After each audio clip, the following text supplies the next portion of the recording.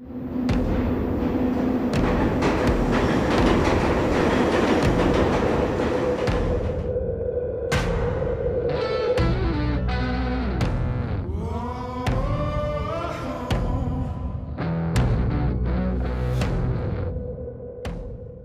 brother, Fernando Mitteff, he began, I guess he got inspired by the original writers. I think, certainly Tacky 183 was an inspiration.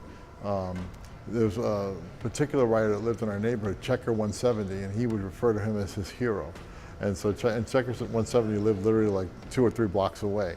The phenomenon was happening where whenever you'd go somewhere, there'd be writings on the walls and things like that. And he got very interested in like, oh, what's going on here? I guess like anyone else. So he was quite young. I think he was about 10 years old when he first started getting involved. He started off as Stein 169. That was like his first tag when he was an early graffiti writer. That's what he would write with, Stein 169. Then he adopted Nick 707 because he thought Nick, like nickname, is something that, and also it sounds like a cool name, so when people started calling him Nick. And the 707 part, there were some guys that were painting at the time, there were writers at the time, Flint 707 and Bot 707. And so he said, I want to be a 707 guy. I want to be a guy that does 707 too. So Nick 707, that's how it was born. What he would see is them doing the letter art, doing the letter forms, and he got really intrigued with that. And that's the artistic aspect of that really, I think attracted him. And you put up something that's, kind of memorable. When you see it, people, say, oh, that's Nick's piece, or whatever name he was using at the time. That was really like kind of his dream, like his goal was that you could keep the spirit of graffiti alive and also kind of evolve and elevate it, to the place where everyone can enjoy it. And my brother was really concerned that graffiti kind of had this stigma, weird aspect to it where you were seeing it sold for tens of thousands and thousands of dollars in high-end galleries and things like that, but still on the streets where it was born and where it was supposed to be and where it evolved, it was derided and looked at as a form of vandalism. And the government and the municipalities still, treated graffiti artists as vandals. And he thought that he could channel that or figure out a way to, like, how can I make it more acceptable? And he also wanted to take the older graffiti writers, the people that are the artists and the people that are still alive and are still working, put them back on the train.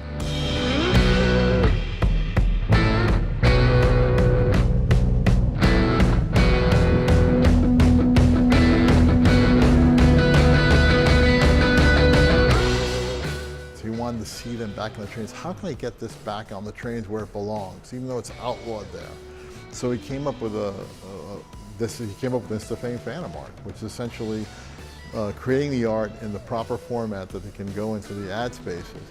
And then whenever there was an ad space that was empty, or he can take a whole car, he'd just go in there and create essentially a pop-up gallery of an exhibit that was there. The thing is the logistics of it, like when you're able to do it, during rush hour and things like that. So he'd set up these, events impromptu. He'd go in, and he'd have a slew of art ready, and then he'd put them in and then curate them. And so, he'd put them in the train car, and there'd be, all the passengers, and he'd, talk about the paintings, they'd ask questions and take pictures.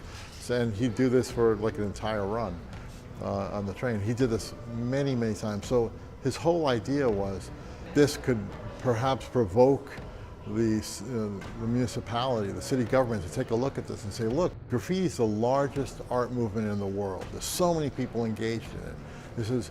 Why doesn't New York City, take advantage of this? There's so many people that want to write, there's so many people that want to get their art out there. They could dedicate entire stations, to graffiti artwork, or entire trains, and there could be special trains, and it would be like a tourist attraction. It would be like literally a reason to visit New York, have an entire station dedicated to this. And they could, he even saw it as almost kind of like a museum where people would, curate it, and people over time would cycle out art. There'd always be new art, it would always be fresh, it would always reflect, evolving values and things like that. In society, and it would be modern. It would be, and this is in New York City, he saw as being one of the places where graffiti was born and popularized. I think it's a wonderful opportunity that the library has given me to present my brother's art.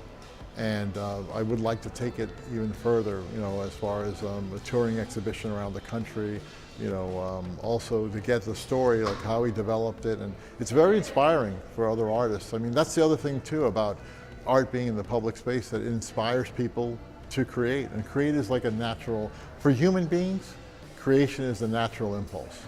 And so when they see someone do something, they want to do it as well. They want to see how well they can do it. And not only that, they also, whatever their particular talents are, they may inspire them to do something else in another field.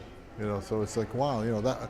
And for my brother was all about, do what you share, what makes you feel, I wish my brother were here to tell you, because he was far more eloquent, very, very passionate about his art. And yeah.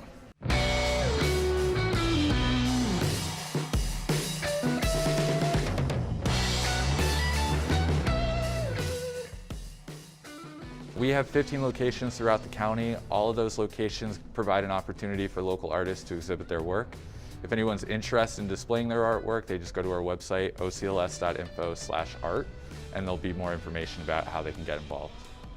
I think in general it's important to have art in public spaces because I think creativity definitely lends itself to a vibrant community, so that shouldn't be hidden behind any types of paywalls or paid admission. For us here at the library, it makes a lot of sense because our mission here is to give resources that provide cultural enrichment and lifelong learning. So a lot of people come in and they're surprised by the quality of art, but for us it's just kind of part of what we do here to deliver these kind of experiences. Karim Matef, Fernando's brother, actually just came into the building, saw what was on display, asked how he could get things on display, and we kind of just took it from there. He kind of explained what the concept of the situation was with his brother, his experience with him, his experience creating this artwork, and we said, of course, we'd love to have it. Right now, this is mostly Fernando's art. He also had a few collaborators that are part of this collection on the wall behind me. You can see Hockey 183 is one of them, Firelord, some household names in the street art community. In the past, we've also had a lot of really interesting local artists. For a variety of shows, we actually have one coming up for Hispanic Heritage. We have 2 local artists who are originally from Chile that'll be displaying their work here. We do several shows throughout the year that incorporate lots of different types of artists from around the community. One of the big ones is we have in March and April is called Celebrating the Genius of Women in the Arts, and it's all local female artists. And they could do kind of a competition each year here on the walls, but we've had some really awesome artists, local artists that have gone on to do really amazing things. So we're excited to do that every year. And then, like I said, we always do Hispanic Heritage. So this year it's Carlos Alberto Quintero and Alberto Gomez will be here September and October to do a show.